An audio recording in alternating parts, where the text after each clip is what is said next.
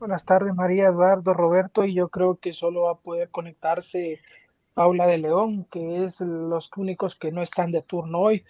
Vamos a avanzar, jóvenes, por lo menos en la discusión del caso de María y de Roberto, y probablemente el de Paula lo vamos a dejar a posteriori.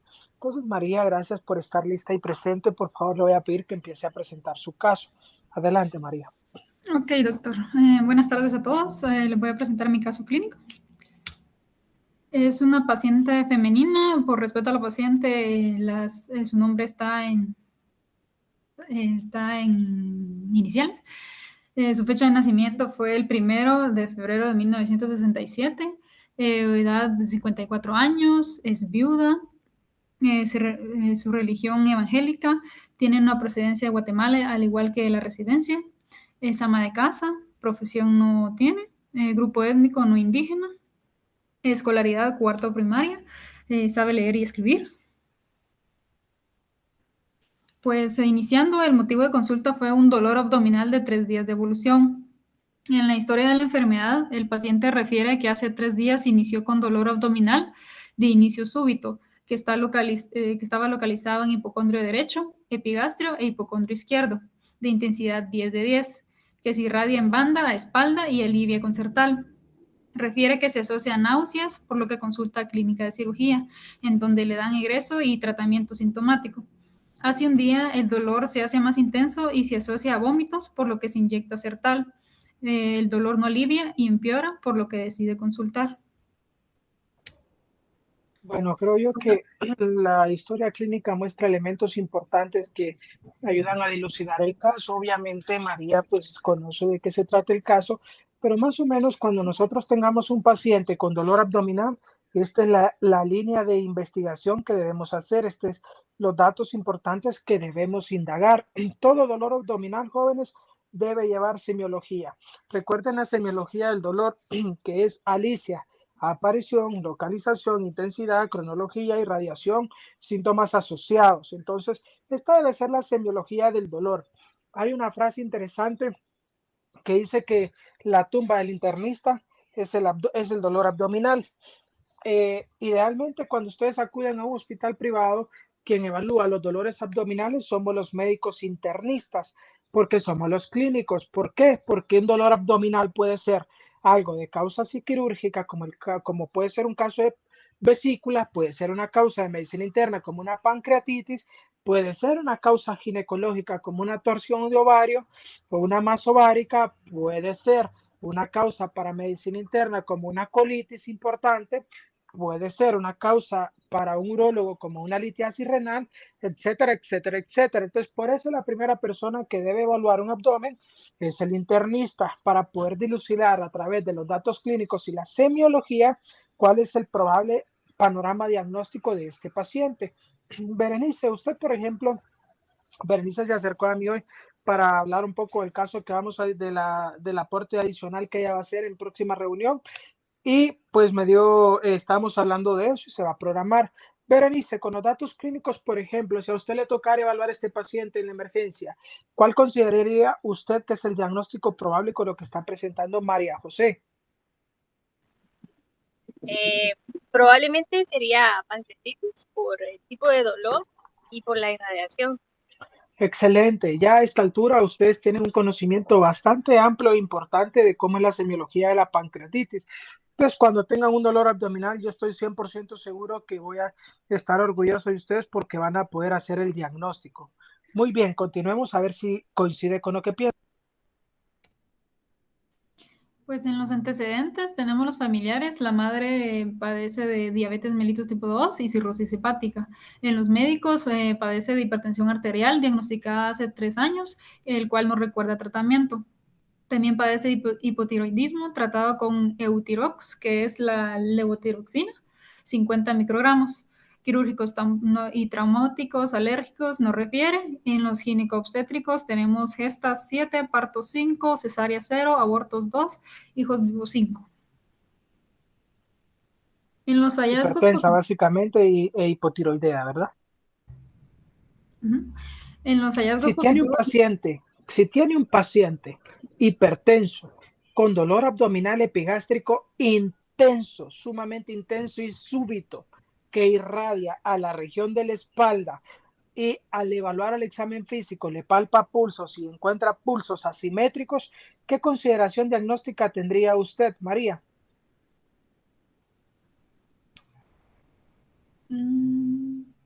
Con pulsos, dijo doctor. Con disociación al palpar los pulsos. O sea, le palpa el pulso del lado izquierdo y es diferente al pulso del lado derecho, radial. Pero lo que quiero que englobe es dolor abdominal intenso, súbito, que irradia la espalda, asociado a pacientes hipertensos que llegan generalmente con emergencia hipertensiva. ¿Qué diagnóstico diferencial cree usted que podría ser con la disociación de pulso?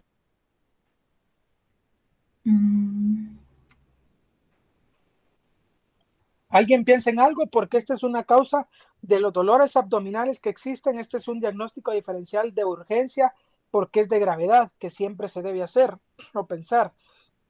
Lo es como es la disección aórtica. Dolor intenso epigástrico que irradia a espalda, asociado a crisis hipertensiva, con disociación de pulso, señores, piensen siempre en disección aórtica como un diagnóstico mortal que deben descartar de urgencia, ¿verdad?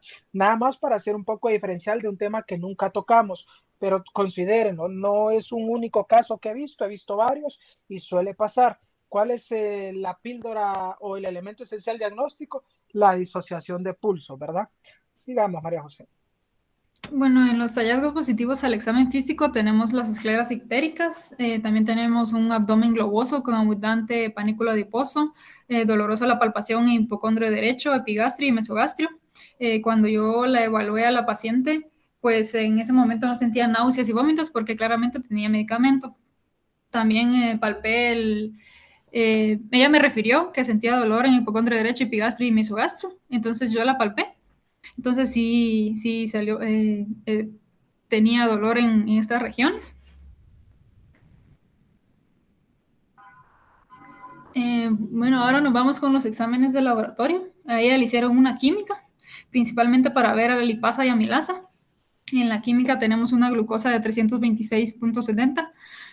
Una cosa muy importante es que le diagnosticaron diabetes mellitus tipo 2 en el hospital. Tenía una creatinina de 1.20 miligramos de L, nitrógeno de urea 1080, albúmina 431, fósforo 240, colesterol total 213.8 y una lipasa de 1394.6 y una amilasa de 1220. En los estudios Recuerden que esta paciente ya lleva el factor de riesgo importante de que su mamá es diabética, ¿verdad? Entonces, ya tiene una parte del componente genético de la diabetes, entonces es importante tomar en cuenta. Y yo estoy casi seguro que la cirrosis de la madre fue desarrollada por una esteatohepatitis no alcohólica o hígado graso, no creo que haya sido tanto por alcohol, entonces hay que tomar eso en cuenta, ¿verdad? Continuando con los estudios de imagen, pues para ingreso le hicieron unos rayos de tórax AP, en donde estaba rotada a la izquierda, había tejido celular subcutáneo no evaluable, tejido óseo sin lesiones, etc. También le realizaron un ultrasonido hepático de vías biliares, el cual en la impresión diagnóstica presentaba como primer impresión una esteatosis hepática leve, como segundo diagnóstico una colelitiasis y un tercer diagnóstico un hidrops vesicular. Bueno, pues como ya vimos toda la clínica y los laboratorios, el diagnóstico definitivo es pues una pancreatitis aguda. En diagnóstico diferencial podríamos tener una úlcera péptica por la sintomatología que tenía la paciente, también una obstrucción intestinal. Comenzando con el tratamiento que le dieron a la paciente, el principal tratamiento fue la hidroterapia, además de sus medicamentos para hipertensión arterial, que era enalapril, levotiroxina para el hipotiroidismo que presentaba, Sertal por el dolor, la metoclopramida para las náuseas y vómitos, la acetaminofén también para el dolor, perdón, y la insulina por la diabetes que se le diagnosticó. La Hidroterapia que le dieron fue una solución salina a 1000 mililitros a pasar intravenosa a 75 cc por hora. Bueno, démosle para atrás. Realmente que sí, va definitivamente con los valores de amilasa lipasa que el paciente presentaba, difícil pensar que no sea una pancreatitis, lipasa elevada, amilasa elevada. María José, si a usted le llega un paciente con este cuadro clínico de dolor, tal como usted lo está considerando, y una lipasa 3 veces arriba de 1500, ¿cuál es su diagnóstico? ¿Cuál es la etiología que usted pensaría como causa de esa pancreatitis? Arriba de 1500 la lipasa, sin necesidad de tener que pedir una prueba, un estudio de imagen. Pues principalmente una etiología como por ejemplo una litiasis biliar. ¿Por qué? Como presentaba ictericia, escleras ictéricas, además, ¿sabes? Del dolor que presentaba. ¿Y qué valor de bilirrubinas tiene? Bilirrubinas. Ajá. Ay, doctor. Creo que eso sí no lo tengo. Ahí le quedó mal, doctor. Entonces, si ustedes tienen, no se preocupe, si ustedes tienen un paciente con una ALT de 3 veces arriba de su valor normal, piensen en una causa biliar. Una ALT o una transaminasa de alanina 3 veces arriba de su valor normal, piensen en etiología de origen biliar. Sin necesidad de un ultrasonido, ALT arriba de 3 veces su valor normal, piensen en etiología biliar. Entonces hay que tener eso claro, ¿verdad? La hemoglobina glicosilada, pues ya sabemos que es diabética por la glucosa en ayunas y la hemoglobina glicosilada en 8.7. Ahora, más que el colesterol total, lo importante como etiología de pancreatitis, ¿qué es? ¿El colesterol o los triglicéridos, María José? Y los triglicéridos. ¿Recuerda el valor? No, doctor. Ok, triglicéridos es una causa. ¿Qué otra causa metabólica le hace falta ahí en sus laboratorios para descartar la etiología?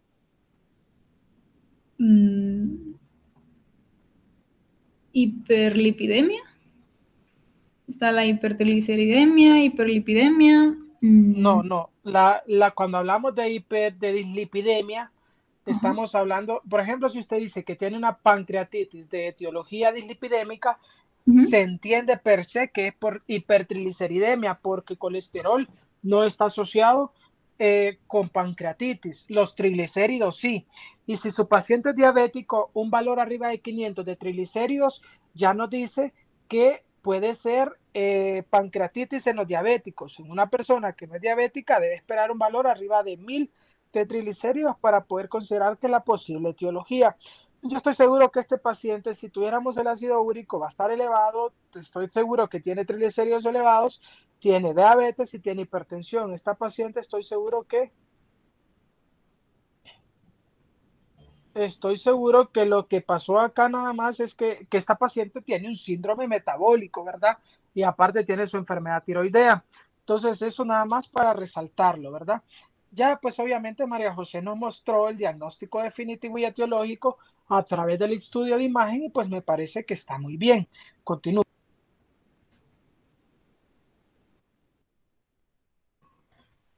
Pues al final, solo para darles una pequeña retroalimentación, pues la pancreatitis aguda en la patogenia, perdón, vamos a tener una lesión acinar y del conducto pancreático por una toxicidad directa o ya sea indirecta. Esto nos va a provocar una secreción anómala y activación de las enzimas digestivas. Por lo tanto, va a haber una autodigestión e inflamación aguda. Como ya mencionamos, dentro de una de las etiologías pueden estar la litiasis biliar, también el alcohol, metabólicas como la hipertrigliceridemia, fármacos como los IECA, anatómicas como ya podría ser una disfunción del esfínter de Oddi, infecciones como Ascaris o virus Coxsackie, citomegalovirus, virus del Epstein-Barr, etc. También por una isquemia. Entre las manifestaciones clínicas, como mencionamos, principal síntoma es un dolor abdominal, ya sea epigástrico o en hipocondrio izquierdo, en el 90% de los pacientes, pero un dato curioso es que solo el 50% se va a presentar con un dolor clásico en banda, como lo mencionamos con esta paciente. También náuseas y vómitos en un 90% de los pacientes. Y en los estudios diagnósticos se nos podría, principalmente son los laboratorios, la bilasa y la lipasa. También tenemos pruebas de imágenes, como la más accesible que tenemos es un ultrasonido, como le realizamos a esta paciente. Y la tomografía, si no estoy mal, como anduve preguntando en el hospital, me indicaron que cuando no se tiene un diagnóstico claro, como cuando el paciente tiene la lipasa y la milasa en valores casi normales, pero sigue con la sintomatología, ahí en esos casos se podría realizar un TAC para que nos ayude en el diagnóstico. Y también tenemos unas escalas, como por ejemplo Ransom o Apache 2, que esta nos va a predecir la gravedad hasta las 48 horas usando múltiples criterios. También tenemos el BISAP, que es un sistema de puntuación simple de 5 puntos, en el cual está el BOOM, el síndrome inflamatorio de respuesta sistémica, perdón. También si hay un derrame pleural. También tenemos el tratamiento, como lo mencionamos, el aporte de líquidos, la dieta, que principalmente es, si no estoy mal, es enteral, y la analgesia para el dolor. Y eso sería todo, doctor. Bueno, María José, tú estuviste en la clase de ayer, en la discusión de casos de ayer, o no estaba de turno. No, doctor, No me acuerdo haberla visto. Ah, bueno, sí. Justamente, María José, ¿verdad? Ayer tocamos un tema de una pancreatitis necrotizante y resaltamos todos los elementos que muy bien tú estás resaltando. Pero llévense la idea clara que cuando tienen diagnóstico de pancreatitis necesitan dolor, pruebas pancreáticas alteradas y un estudio de imagen que les ayuda a confirmar el diagnóstico normalmente. Ahora bien, lo que sí es importante es que tomen en cuenta que la tomografía no tiene sentido hacerla hasta pasados 7 días, porque las complicaciones tempranas no se ven antes de los 7 días. A no ser, María José, más que tener un diagnóstico claro, María José, si usted tiene una pancreatitis y ya tiene el diagnóstico claro de que es pancreatitis, la tomografía se recomienda esperar 7 días para realizarla, si la necesita, porque ahí ya usted ve las complicaciones asociadas agudas a la pancreatitis. Antes de esto no tiene mucha razón de hacerlo, por la razón que le estoy contando, ¿verdad? Normalmente nos quedamos con el ultrasonido. María José, muy bien, yo creo que lo ha hecho muy bien. Pancreatitis es un tema que ustedes deben manejar, creo que lo manejan, van a salir bien formados en el área de pancreatitis. Y una última pregunta, María José, ¿solo Sertal le va a dar a esta paciente para el manejo del dolor? No, también AINES, como mencionamos aquí, acetaminofén le dieron a la paciente. Fíjese, María José, que hay un dato ahí bastante interesante, porque los AINES no están recomendados en la pancreatitis. Los AINES, recuerde usted que está con un paciente, recuerde usted que estos pacientes tienen un estado general de depletación de volumen, están deshidratados, el riñón está sufriendo hipoperfusión por la deshidratación, por lo que los AINES no se recomiendan. Aparte, recuerde que ya hay dolor epigástrico y con un AINES usted puede intensificar el dolor. Por lo tanto, los AINES en pancreatitis no están muy recomendados, María José, Sí, doctor, para el perdón, manejo eran del dolor. corticosteroides. Perdón. Eran corticosteroides, sí, fue mi error, perdón. No, tampoco, María José, los corticosteroides en la pancreatitis, no, los dos medicamentos que debemos usar para tratar pancreatitis y dolor son opiáceos, María José, opiáceos y Sertal. Los esteroides no tienen una indicación acá en la pancreatitis, los opiáceos sí. Antes se decía que no podíamos usar morfina porque esta aumentaba el espasmo a nivel del esfínter de Oddi, y recuerden ustedes que el conducto de Wirtz y el conducto pancreático drenan a través del esfínter de Oddi en la segunda porción del duodeno. Y si ya tenemos una pancreatitis porque un cálculo está obstruyendo, súmenle a esto la estenosis del esfínter de Oddi, se pensaba que retenía más enzimógenos, más enzimas proteolíticas y que agravaba el cuadro de pancreatitis. De todo esto, lo que sí es cierto es que sí aumenta el tono del esfínter de Oddi, pero no aumenta la mortalidad. Por lo tanto, pueden utilizar morfina, aunque el opiáceo recomendado es Demerol o meperidina. No lo olviden, Sertal, un antiespasmódico como Sertal, como Buscapina, y un opiáceo, meperidina, tramadol y en última instancia morfina, pero sí la pueden usar. ¿De acuerdo? Muchas gracias, María José. Muy bien. Ahora Está vamos bien. a pasar a Roberto. Por favor, Roberto, presenta tu pantalla.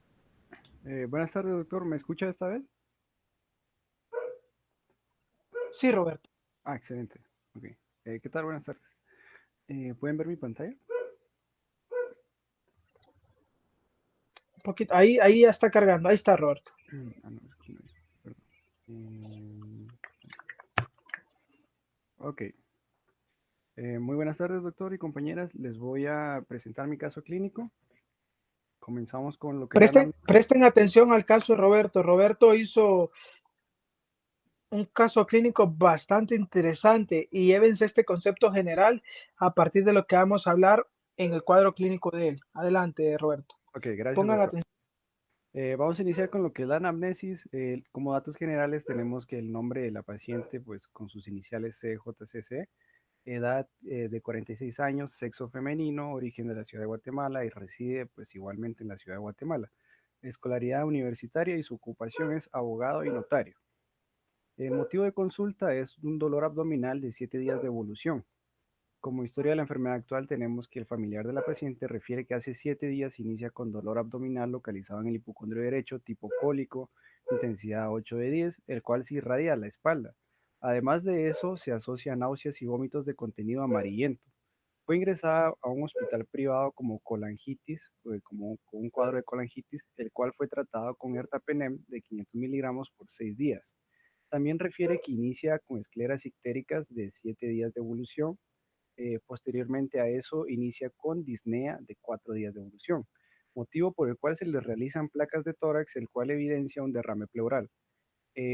Perdón, aquí la redundancia. Por este motivo se le realiza una toracocentesis drenando 1500 cc de líquido. Eh, y luego de esto, en las últimas 24 horas previo a su ingreso al hospital Roosevelt, la paciente se encuentra desorientada en tiempo, lugar y persona, con un comportamiento errático y agresivo, motivo por el cual sus familiares pues deciden traerla al centro hospitalario. Luego, como antecedentes médicos, Roberto, una sí, pregunta. Demos para sí, atrás. sí, dígame, doctor. ¿Cómo define usted la triada de Charcot? ¿Lo recuerda? Sí, doctor. La triada de Charcot estaría conformada de un cuadro febril, ictericia y dolor abdominal, doctor. Muy bien. Dolor en cuadrante superior derecho, fiebre e ictericia. ¿De Sí, sí, acuerdo? sí. ¿Y qué lo convierte en pentada de Reynolds, Roberto? ¿Qué hace que la triada de Charcot evolucione a la pentada de Reynolds? No estoy seguro si es el signo de Coughlin, doctor. Y no, la verdad es que no recuerdo Recuerde exactamente. que Cullen y Gray Turner lo vimos ayer y son datos para pancreatitis hemorrágica. Sí, sí, sí, Lo sí. que convierte la triada de Charcot, jóvenes, o sea, si le llega a esta paciente que le llegó a Roberto, les dice que tiene dolor en cuadrante superior derecho, tiene fiebre y tiene ictericia, listo, como dijo Roberto, esto es triada de Charcot y yo empiezo a pensar en una colangitis. Pero ¿qué convierte la pentada de Reynolds, perdón, la triada de Charcot en pentada de Reynolds? Bueno, es la alteración del estado de alerta o de comportamiento y la hipotensión. Y ahora ya no es una triada, se convierte en una pentada, como su nombre lo indica. Y Ok, su paciente pues tenía comportamiento errático y agresivo, ¿cierto, Roberto? correcto, así es. Entonces por eso quería hacer énfasis en esto. Continúo. Sí, gracias, doctor. Eh, Como antecedentes médicos tenemos que la paciente pues fue diagnosticada, perdón, con hipertensión arterial de 8 años de evolución sin tratamiento.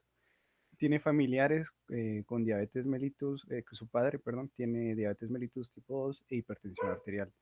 Quirúrgicos, una apendicectomía en 1988, traumáticos no refiere, alérgica a la carne de cerdo, ginecobstétricos, gestas 2, partos 0, cesáreas 2, abortos 0, hijos vivos 2 y hijos muertos 0. En los quirúrgicos, a mí me llamó la atención cuando estábamos pues estudiando a la paciente, que la apendicectomía de 1988 pues salió como que a relucir mucho, porque en ese momento que estábamos abordando a la paciente, pues estábamos pensando en hacerle pues las pruebas como que de rutina, ¿verdad? Infecciosos.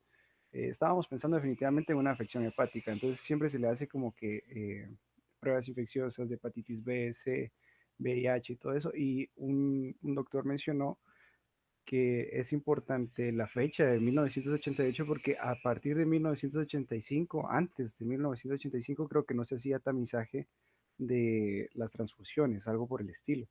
Entonces, me llamó la atención y se los comento porque la verdad es que no se me hubiera ocurrido eh, que pudo haber adquirido algo en un año donde se le hizo una transfusión con una sangre que no se le hizo como que pruebas, control. Perdón por eso, los datos.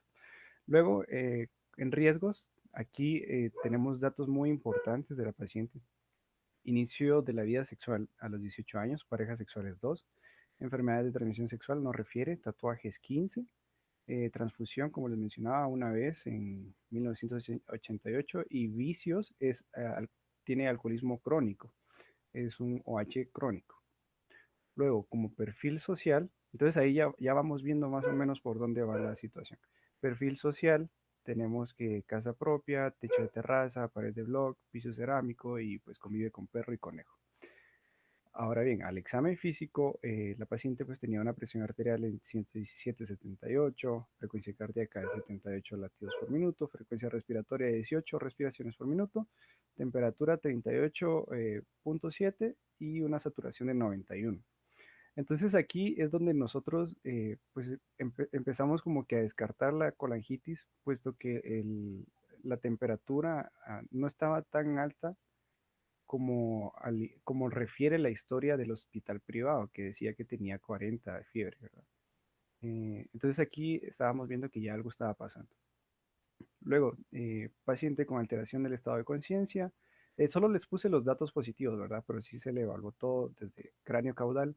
Pero los datos positivos del examen físico son paciente con alteración del estado de conciencia, no orientada en tiempo, espacio y persona, escleras ictéricas, tórax simétrico y levemente expandible, levemente es importante, abdomen globoso, Murphy positivo, onda acítica positiva y dolor a la palpación en el hipocondrio derecho. También teníamos la presencia de una equimosis periumbilical, pero en el transcurso del tiempo dejó de ser como que tal, o sea, no era tan periumbilical, era más como paraumbilical, no cerrada completamente, por así decirlo, pero sí definitivamente estaba paralela a la región umbilical. Como laboratorios de importancia tenemos la bilirrubina sérica de 5.6, albúmina 3.77 y el INR en 1.5. Les puse ¿Y tú estos laboratorios recuerdas, Roberto, a expensas de qué estaba esta bilirrubina elevada? de la directa, doctor, si no estoy mal. Déjeme ahorita de confirmo. Sí, era a expensas de la directa. Eh, no. Eh, Fíjese que ambas, la directa y la indirecta, estaban elevadas, doctor. Entonces no sabría Pero decirle. ¿cuál está más elevada? Puede ser que las dos La, estén elevadas. sí, Lo que hay la que más buscar, elevada es la cuando hablamos directa. de, Sí, sí. ¿cómo? La directa es la más elevada, doctor. Sí, cuando nosotros hablamos de que está elevada a expensas de una o de otra razón, lo que tenemos que ver es cuál de las dos predomina. No, ok. ¿De acuerdo? Ok, gracias, doctor. Es bilirrubina sérica elevada a expensas de la directa, una albúmina en 3.77 y un INR en 1.5. Les menciono estos datos porque nos van a ser de utilidad para luego clasificar esta pues patología.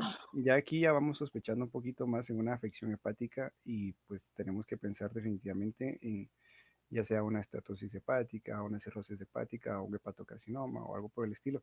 Entonces, pensando ya en cirrosis por el antecedente de OH crónico, pues tenemos estos datos para clasificarla en la tabla de Child-Pugh.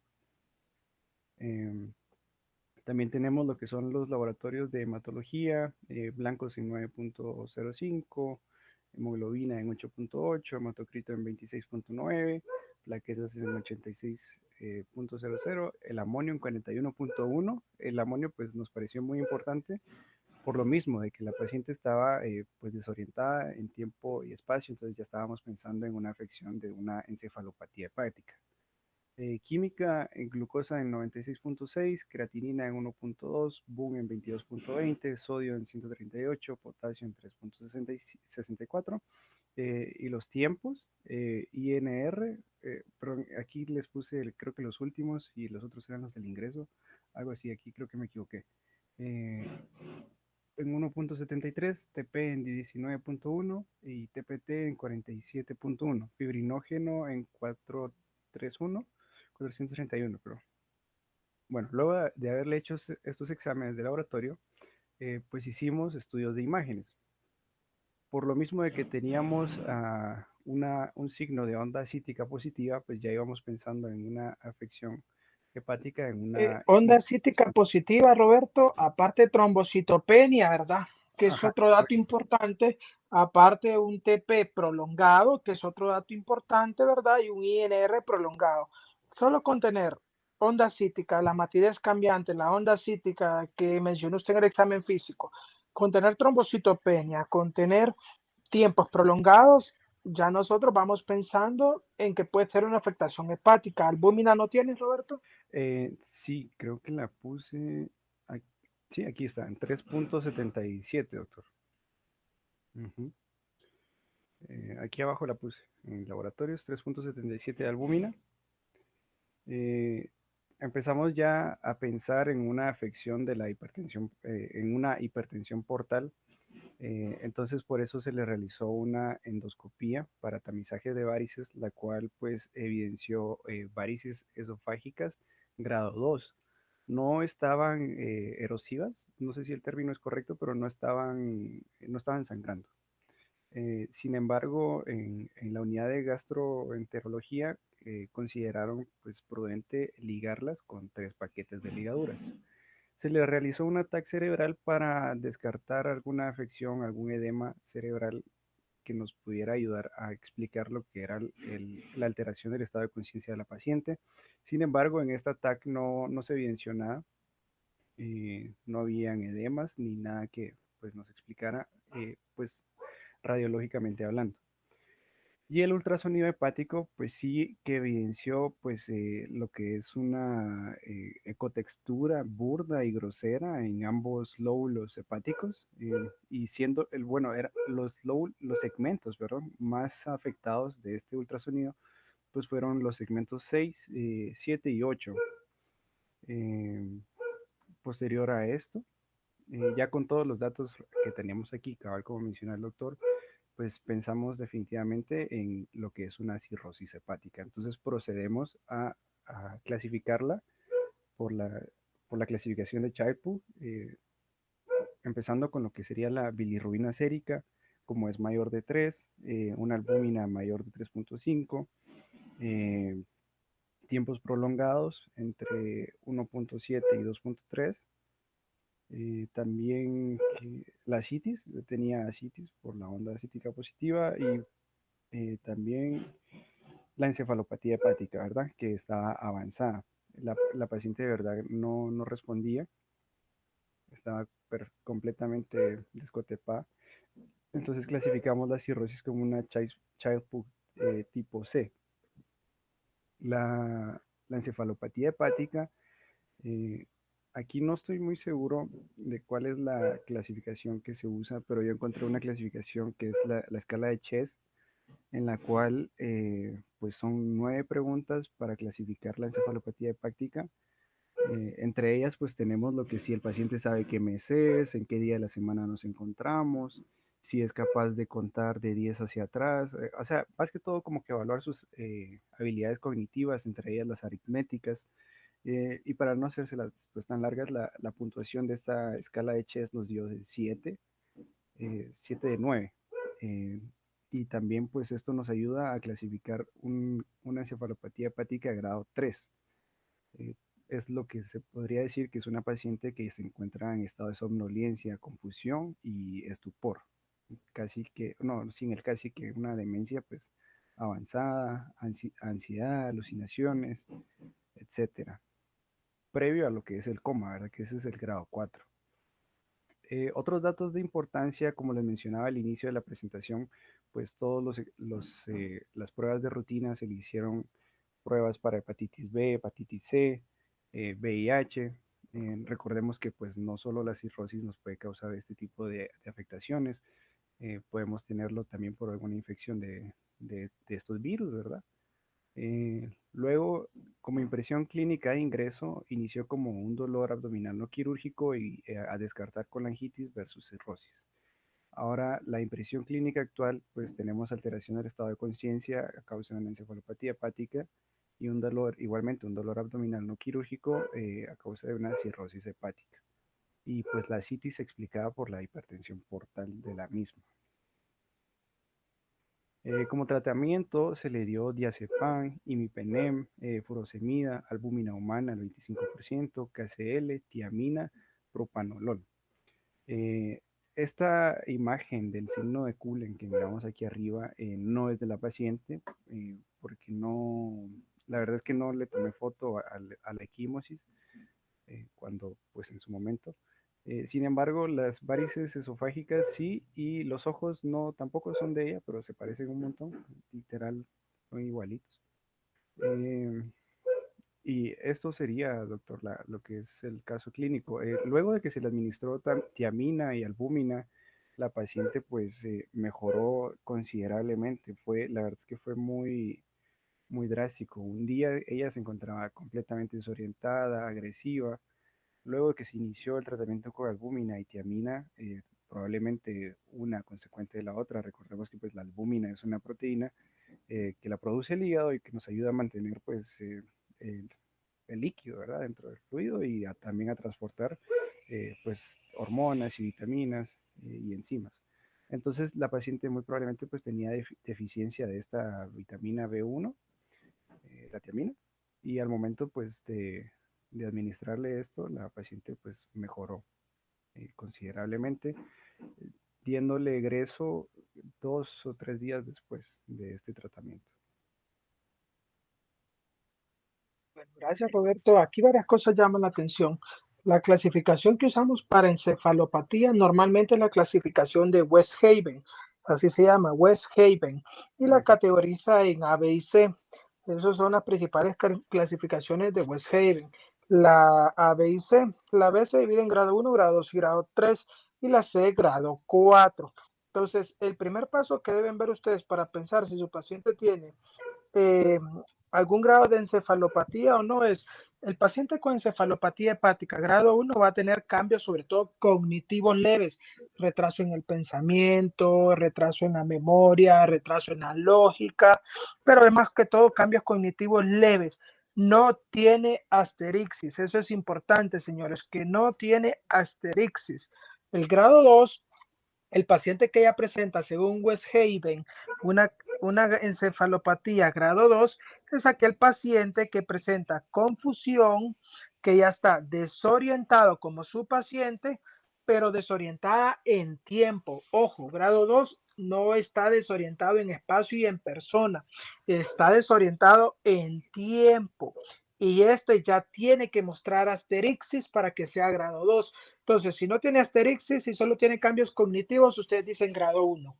Si aparte ya le encuentran asterixis y ven que tiene desorientación en tiempo, ya la clasifican como grado 2. Desorientación en lugar y persona más asterixis, ya la clasifican en grado 3. Y aquel paciente que llega en estado comatoso ya se clasifica en estadio 4 de encefalopatía. Lo que llama la atención aquí, Roberto, es que los tratamientos que tú tienes aquí, ninguno es orientado a la encefalopatía. El diazepam es para los cambios conductuales, pero las benzodiazepinas no son tratamiento para la encefalopatía. Imipenem es por el proceso infeccioso, furosemida es para reducir la sobrecarga de líquidos que tiene, albúmina es porque tu paciente está hipoalbuminémico, la tiamina pues es para mejorar el lactato y el déficit nutricional, y propranolol es para disminuir la descarga adrenérgica en las varices esofágicas, la hipertensión portal, pero tú no tienes en el tratamiento nada orientado a encefalopatía. ¿Cuál es la primera, la terapia de primera línea para episodios que son agudos de encefalopatía hepática? La lactulosa. Lactulosa. 30 ml 3 a 4 veces al día o 45 ml 3 a 4 veces al día. Pero cuando le dan lactulosa a ustedes a un paciente por encefalopatía, no se queda solo en dársela. Deben asegurarse que por lo menos el paciente defeque 2 a 3 veces en el día. Si no lo logra, hay que ir titulando la dosis de la lactulosa, ¿de acuerdo? Okay. Luego de eso también tenemos, aparte de la vía oral, por si no toleran vía oral y están muy alterados, podemos administrarlo por sonda nasogástrica o a través de enemas. Pero en enema tenemos que aplicar 200 gramos, que son más o menos 300 ml de lactulosa. En el hospital no usamos enemas porque la farmacia no nos daba tanta lactulosa, pero ahora ya hemos logrado gestionarla y ahora sí nos dan enemas. Si ponemos un enema, recuerden, son 300 ml de lactulosa, o sea, un frasco completo, lo que le va a dar 200 gramos y esto los libera. La terapia de segunda línea para episodios agudos, aparte de la lactulosa o en aquellos pacientes que no toleran la lactulosa, es la rifaximina, 550 miligramos 2 veces al día. Okay. Para prevenir el evento, si este paciente ya tuvo encefalopatía y lo van a mandar a casa, el primer fármaco, los fármacos de primera línea, Roberto, que tú le vas a indicar a tu paciente para que no desarrolle nuevamente una encefalopatía hepática es la lactulosa nuevamente y la rifaximina. Ahí sí lo mandas a casa con la combinación de ambos, ¿de acuerdo? Entonces, así es como manejamos las encefalopatías. Tu caso está muy bien, muy interesante. Lo que hablamos cuando lo vimos, el abordaje que debíamos hacerle era este. Entonces, a mí me parece que está bien, bien elaborado y bien desarrollado. Okay. Y pues, dime, ¿qué quieres opinar? No, muchas gracias por su aporte, doctor. Sí, yo creo que nos dejamos llevar por el cambio, pues, súbito de mejoría que tuvo la paciente, ¿verdad? Pero, pero sí, gracias por sus observaciones, doctor. No, ese es el objetivo, estimado. Entonces, esa es la conclusión a la que llegamos a partir de este caso clínico, pero realmente muy bien elaborado y bien presentado. O sea, demuestra que hiciste el esfuerzo por llevarlo a cabalidad y presentarlo completo. Complacido con el caso, Roberto, y lo felicito. Bueno, mañana vamos a tener la clase de EKG y mañana vamos a tener la presentación de la doctora Paula para cerrar con los casos clínicos. Muchas gracias a las personas que estuvieron presentes. Les agradezco mucho el tiempo y la dedicación y mañana vamos